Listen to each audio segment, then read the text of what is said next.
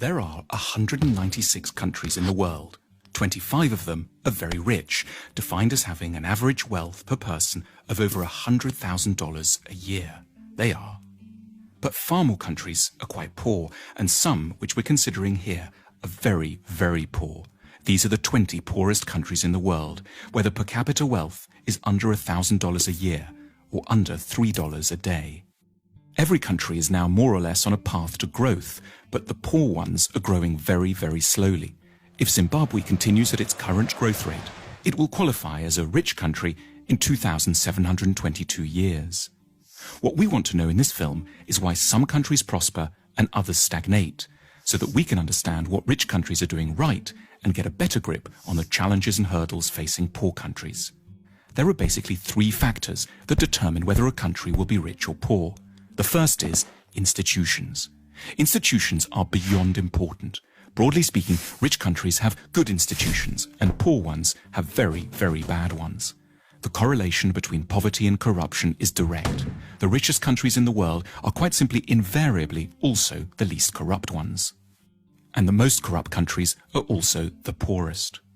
When countries are corrupt, they can't collect enough taxes to get the good institutions they would need to escape the poverty trap. Half of the wealth of the world's poorest 20 countries goes into offshore accounts. Lost revenues in these countries totals between $10 and $20 billion a year. Meanwhile, without an adequate tax base, poor countries can't invest in police, education, health and transport. Now, a more generous way to look at corruption is that it's really a case of clan-based thinking. Say you're hiring someone. In the rich countries, you're meant to do so simply on merit, interviewing lots of candidates, then picking the best one, irrespective of any personal connection. But in poor countries, under the sway of clan-based thinking, that approach would itself be seen as corrupt. It's your duty to disregard the so-called best candidate from an anonymous bunch in order to pick someone from your own team, your uncle, your brother, your second cousin, the guys from the same tribe. As a result, poor countries don't allow themselves access to the intelligence and talent of the whole population. There's a second thing that keeps countries poor: culture.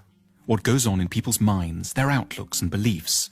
A striking statistic pops up here in relation to religion.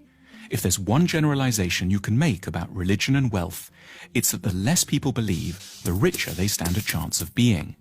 19 of the richest countries in the world have 70% or more of their populations saying that religion is not at all important to them. The exception here is, unsurprisingly, the United States, which manages to combine great religiosity with huge wealth. More on that in a second. And conversely, the poorest nations in the world are also extremely believing ones. Here's how many people think religion and the supernatural is deeply important in the following countries. In the world's poorest country, simply everyone is a believer. Why is belief quite so bad for wealth creation? Because in general, religiosity is connected up with the idea that the here and now can't be improved, so you should focus on the spiritual and look forward to a next world instead. It makes quite a bit of sense when you live here.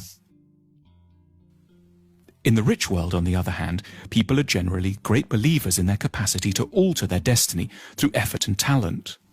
Incidentally, to explain the anomaly of the United States, religion seems not to slow down economic growth here because it's a particular sort of religion, an overwhelmingly Protestant and exceptionally materialistic kind.